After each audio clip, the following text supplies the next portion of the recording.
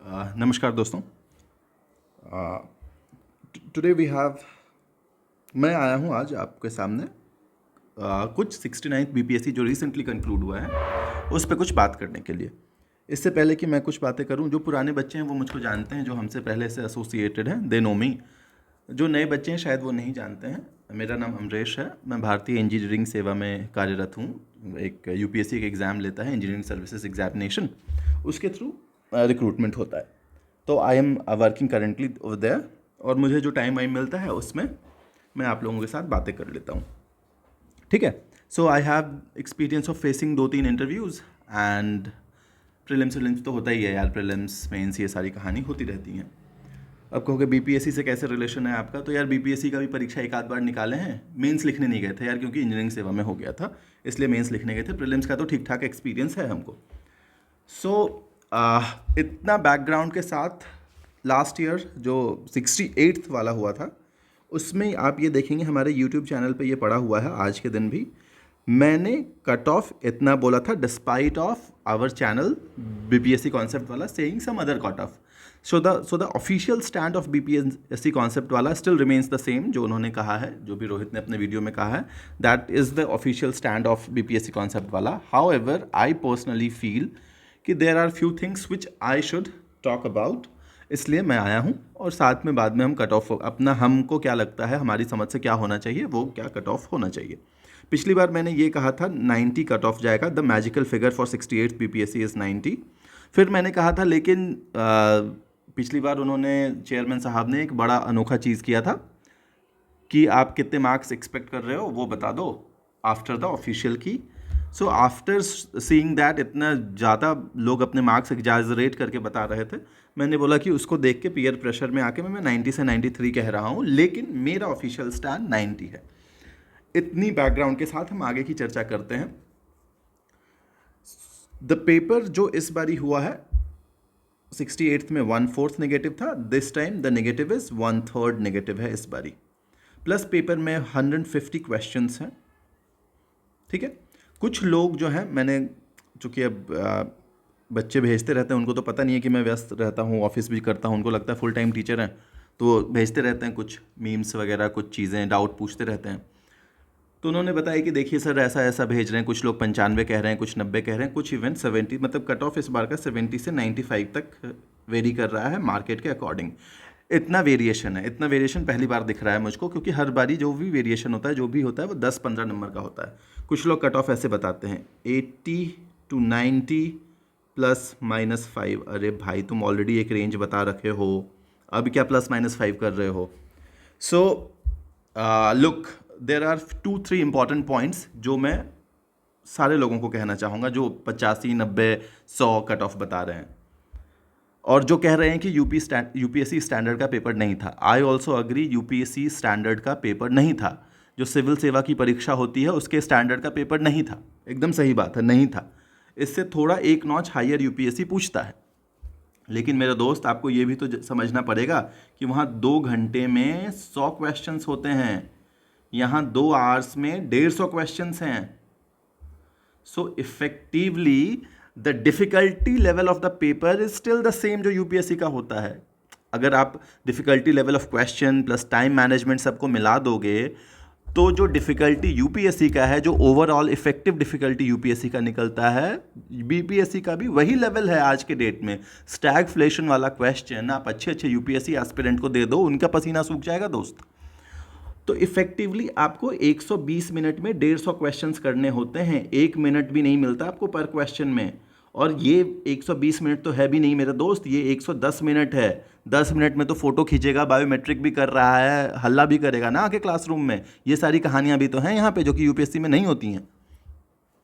So even after saying this, कुछ लोग कह रहे हैं, जो 95 के ज्ञाता हैं, जो कह रहे हैं 95 +-2 +-10 पता नहीं क्या कहाँ से आते हैं, उनकी पूरी टीम बैठ जाएगी ना एक साथ पेपर सॉल्व करने के लिए, और उनको मल्टीप्लाई बाय 2 भी कर दो, उनको जो मार्क्स आए, फिर भी 95 नहीं आ रहे हैं ऐसे लोगों को। कुछ लोग तो 100 कह रहे थे डे 1 पे, पता नहीं राम रहीम गुरु कौन कौन से गुरु आ गए हैं आज के डेट में, 100 नंबर कहते हैं, 95 नंबर इस पेपर में। भाई, जिंदगी में 95 नंबर नहीं आएगा। आप खुद एक बार अटेम्प्ट करो, एक बार पढ़ तो लो यार। परीक्षा ख़त्म नहीं हुआ कि माइक लगा के पेड मीडिया को बुला लेते हैं, पढ़ तो लीजिए, सवालवा तो देख लीजिए क्या सवाल पूछ रहा है, नहीं पूछ रहा है, हल पसीना छूट जाएगा पेपर सॉल्व करने में। अब इसके बाद दोस्त लोग कहते हैं कि हिस्ट्री के क्वेश्चंस और बिहार स्पेसिफिक के जो क्वेश्चंस हैं वो आसान पूछे गए हैं। आई डू अग्री, आसान पूछे गए हैं, लेकिन किसके रिस्पेक्ट में आसान पूछे गए? इकोनॉमिक्स के क्वेश्चन के रिस्पेक्ट में आसान पूछे गए। क्या यही हिस्ट्री का सवाल 67th के हिस्ट्री के सवाल से आसान है, 68th के हिस्ट्री के सवाल से आसान है? The answer is no. These questions, when we compare with the questions of 68, 67, they are difficult questions. But when we compare with the question of economics of 69th BPSC, they seem to be easier questions. ठीक है, तो इसलिए ये कहना कि बिहार का सवाल तो आसान ही था, हिस्ट्री का सवाल तो आसान ही था, जो हम पढ़ाएं वही आए, अरे भाई एक आध सेक्शन तो आसान देगा कि पूरा का पूरा पेपर डिफिकल्ट बना देगा। और हिस्ट्री बिहार सबका आया है, ठीक है। मैं तब मानूँ आपको कि आपने बहुत शानदार पढ़ा दिया है जब साइंस के क्वेश्चन आपके पढ़ाए हुए आए, जब इकोनॉमिक्स के क्वेश्चन आपके पढ़ाए हुए आए, जब करंट अफेयर्स जो आपने पढ़ा है वो आए। तो भाषण देना इज़ वेरी ईजी। अब तुम मेरे को ये बताओ, ये क्वेश्चन यही दिख रहा है 21st क्वेश्चन नंबर, रुक जाता हूँ, क्वेश्चन नंबर 21 जो है, 2 objects of different masses falling freely near the surface of moon. ये क्वेश्चन आसान है क्या? ये क्वेश्चन मुझे आसान इसलिए लग रहा है क्योंकि मैं इंजीनियरिंग बैकग्राउंड का हूँ, मैंने 11th-12th में फिजिक्स पढ़ रखी है। दो ये क्वेश्चन हमारे यूट्यूब चैनल पे पढ़ा हुआ है, मैंने करवा रखा है, एकदम सिमिलर क्वेश्चन करवा रखा है, V1 = V2 = V3, इस तरह के 2-4 ऑप्शंस फ्रेम करके। Now tell me, is this question easy? आपको लगता है आसान है? अभी तक लोगों को कन्फ्यूजन है कि हॉर्स आंसर होगा या none of the above answer होगा, ठीक है। तो ये कहना कि आसान है, बिल्कुल आसान नहीं है। अब मुझको ये बता दो, ये सवाल आसान है, रिलेटिवली आसान है दोस्त ये क्वेश्चन, लेकिन आप टाइम भी तो देखो, ये सवाल आपको 1 मिनट में बनाना है, लेस देन अ मिनट में बनाना है, 1 मिनट में पढ़ने में चला जाएगा। जबकि 67th में सिर्फ ये आता था कि विक्रमशिला कहाँ है, विक्रमशिला को किसने बनाया था, 4 ऑप्शन दे देगा, गोपाल, धर्मपाल और कौन कौन से पाल, वो ऑप्शंस दे देगा आपको, ठीक है। अभी वो आपको विक्रमशिला यूनिवर्सिटी के बारे में 4 स्टेटमेंट दे रहा है, उसमें से भी करेक्ट स्टेटमेंट चुनने नहीं कह रहा है कि सिर्फ एक ही करेक्ट है, उसमें there are multiple options, 2 and 3, 1 and 4, 1 and 2, none of the above, और इनकरेक्ट चुनवा रहा है। इकोनॉमिक्स, साइंस, इनके रिस्पेक्ट में आसान सवाल थे, लेकिन क्या history of 68th and history of 67th के रिस्पेक्ट में आसान थे? The answer is clear cut no. मुझे कोई शर्म नहीं है यह बोलने में कि डिफिकल्ट पेपर था। आपको लगा कि टीचर को नहीं आता, नहीं आता, नहीं आता है, कौन सी बड़ी बात है? देयर आर मल्टीपल थिंग्स जो मुझे नहीं आता है, और इसको छुपाना भी नहीं चाहिए। अगर डिफिकल्ट पेपर है, टीचर को डिफिकल्ट लग रहा है, तो हाँ डिफिकल्ट पेपर है मेरे दोस्त। कुछ लोग कह रहे हैं ये पेपर मॉडरेट था। भाई अगर ये पेपर मॉडरेट था तो डिफ़िकल्ट पेपर किसको कहोगे तुम? मैं तो ये समझ ही नहीं पा रहा हूँ। लुक, अगर डिफ़िकल्ट टू मॉडरेट का स्केल बनाओगे ना दोस्त, तो this paper will definitely fall somewhere here towards the difficult side, very much nearer to the difficult side. Not क्योंकि बहुत कठिन सवाल थे, क्योंकि आपके पास टाइम कम था। 2 घंटे में 150 सवाल नहीं बनेगा दोस्त, नहीं बन सकता ये 150 सवाल। प्लस आप एलिमिनेशन भी कर लोगे ना, तो भी आप एग्जैक्ट आंसर पे नहीं पहुंच पाएंगे। एलिमिनेशन कर करके भी आप, you will be left with 2 options. जो वो एक सवाल था जिसमें पर 10,000 कर दिया, कौन सा मोर्टेलिटी रेट वाला कोई सवाल था, पर 10,000 कर लिया, आपको पता होगा पर 1000 है। उसके बाद भी आप लास्ट वाले ऑप्शन को नहीं एलिमिनेट कर पाओगे कि उसका MP आंसर होगा कि UP आंसर होगा, राजस्थान होगा, कहाँ सबसे ज़्यादा है ना। अब बताओ मेरे दोस्त, ये 64 वाला आसान है क्या? एकदम आसान नहीं है भाई। तो जो लोग कह रहे हैं, ये देखो, ये क्वेश्चन आसान है, इसमें अब तुम देख लो, तुमको लगेगा कि all of the above answer होना चाहिए, लेकिन जो बच्चा 68 दिया है उसके दिमाग में परीक्षा हॉल में क्या चलेगा कि ये ऑल ऑफ द अबव जो है, these are for these 2 things, not for 1, 2 and 3। Are you getting me? ये वाली चीज़ तो आप फेस कर चुके हैं ना एग्जाम हॉल में। तो एग्जाम हॉल में वो बच्चा इस पर नहीं सोचेगा कि ये ऑल ऑफ द अबव जो है ये A और B के लिए दिया हुआ है या 1, 2 and 3 के लिए दिया हुआ है। तो ये सारी चीज़ें परीक्षा हॉल में उस बच्चे के साथ चल रही होंगी, इतने प्रेशर में वो बच्चा जी रहा है। तो आप इस पेपर को आसान कह रहे हैं, ये आपकी बेवकूफ़ी है मेरे दोस्त। 67, 68 में कैसे पूछता था, सर्वेंट्स ऑफ इंडिया सोसाइटी किसने बनाया, उसके बाद वो आपको 4 ऑप्शन दे देगा। यहाँ सिर्फ एक सवाल नहीं है, इसमें वो 3 सवाल छुपाए हुए हैं जो आपसे वो करवा रहा है, जो 67 से बहुत बड़ा चेंज आया है 69th में इस बारी। सिमिलरली देखो, बिहार स्पेशल लोग कह रहे हैं बिहार वाले आसान क्वेश्चन आया था। I do agree, Bihar special आसान था। किसके कंपैरिजन में? इकोनॉमिक्स, साइंस, करंट अफेयर्स इनके कंपैरिजन में। लेकिन क्या ये बिहार स्पेशल 67th के बिहार स्पेशल से कठिन था? Yes, Indeed it was difficult. So having said all these things, आप लोग जो सुनने आए हैं वो हम बता देते हैं। My magical figure for this year 69th is, जो मैंने पेपर देने के बाद आपके टेलीग्राम चैनल में डाल दिया था, 80। And I don't believe in giving range कि यहाँ से यहाँ ±5, ऐसे नहीं करता हूँ मैं कि 80 से 85 ±5। फिर अगर मुझे थोड़ा मैथ्स आता है, मैं थोड़ा पढ़ा लिखा हूँ, तो +10% एरर भी मैं डाल दूंगा, है ना। अगर इन लोगों को थोड़ा ज़्यादा पढ़े लिखे होते, इनको एरर वेरर वाला कॉन्सेप्ट आता, तो वो एरर भी लगा देते यहाँ पे कट ऑफ देने के लिए कि जितना सेफ हो सकता है 100 नंबर का रेंज लेके चलते हैं।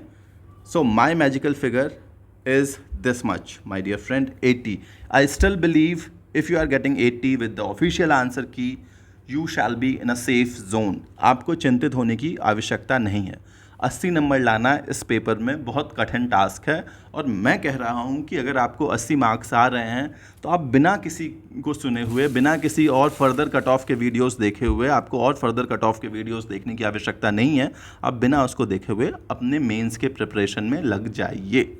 मेंस के प्रिपरेशन में आपको लगता है कि आप खुद से कर लेंगे, बहुत अच्छी बात है। आपको लगता है कि फ़लाना कोचिंग अच्छा पढ़ाते हैं, वहाँ से जाके हमको मदद लेनी चाहिए, आप एकदम जा सकते हैं। लेकिन अब टाइम वेस्ट मत कीजिए कि हम और कट ऑफ देखेंगे, कट ऑफ देखेंगे, मार्केट क्या कह रहा है। लुक, जब परीक्षा हुआ था ना दोस्त, तो उस समय मार्केट 95 पे था। एवरेज टीचर जो कह रहा था, हर टीचर 95 पे। एक दिन बाद मार्केट गिर के आया 85 पे, शेयर बाजार जैसे चल रहा है। आज के डेट में the market is hovering around 75। I have seen multiple videos, मेरे पास मल्टीपल ऐसे वीडियोज़ आए हैं जो 75, 76, 77 एज ए कट ऑफ बता रहे हैं। और ये वो लोग हैं जिनसे खुद सवाल सही से नहीं बन रहा है दोस्त, जो कॉन्सेंट्रेशन ऑफ सोल्यूट आंसर बता रहा है पहली बार में। I was shock to see that. And ये लोग पढ़ाते हैं, हम समझ नहीं पाते हैं कि कैसे पढ़ा लेते हैं यार। स्टैगफ्लेशन कहते हैं, हमारे चैप्टर से आया, हमने पढ़ाया, और जब आंसर देते हैं तो गलत बता रहे हैं भाई। तब ठीक है, let us not go there. But जब ये लोग 90, 95, 100, 80, 85 ऐसे करते हैं ना, रेंज बताते हैं 80 से 85 ±5। सर एक कट ऑफ बताइए ना, 2 नंबर का रेंज ले लीजिए, +-1 होता है। So I still believe 80 should be enough. आपके मार्क्स अगर 80 के अराउंड हैं, फोकस ऑन मेंस, बिना किसी देरी के। आपको लगता है self study is good enough for you, आप सेल्फ स्टडी से ज़्यादा अच्छा कर लेंगे। सेल्फ स्टडी कीजिए, कोई टेस्ट सीरीज़ ज्वाइन कर लीजिएगा बाद में। अगर आपको लगता है you need guidance from us, please do reach out to us. एक नंबर आपको दिख रहा होगा डिस्क्रिप्शन बॉक्स में, या फर्स्ट कमेंट जो होगा मेंस के लिए। दक्ष बैच ऑलरेडी है, कुछ बच्चे हैं जो हमारे साथ ऑलरेडी जुड़े हैं, जिनको हम पे ट्रस्ट था, वो प्रीलिम से पहले से हमारे साथ जुड़े हुए हैं दक्ष में। आप उनसे फीडबैक ले सकते हो यार कि कैसा पढ़ाते हैं, क्या पढ़ाते हैं। और मोर ओवर इसके बाद, या अभी तक आपने देख लिया होगा कि 69th में हमारे कोर्स से कितने क्वेश्चंस आए हैं। हम लोग हर साल एक वाइट पेपर रिलीज़ करते हैं जिसमें हम बताते हैं कि दीज आर द क्वेश्चंस जो हमारे पढ़ाए से आए हुए हैं आपके प्रीलिम्स एग्जाम में। इस साल भी we will do that, and I can assure you कि कट ऑफ आपका हमारे पढ़ाई हुए चीज़ों से क्लियर हो जाता। इतना भी कठिन पेपर नहीं था। कठिन था, बीपीएससी की हिस्ट्री का सबसे कठिन पेपर है, लेकिन कट ऑफ आप 80-90 नंबर आप हमारे पढ़ाए हुए चीज़ों से ले आते। वो शायद आपने देख लिया होगा, वीडियो आई है, या अगर आने वाली होगी तो आप देखेंगे, ठीक है।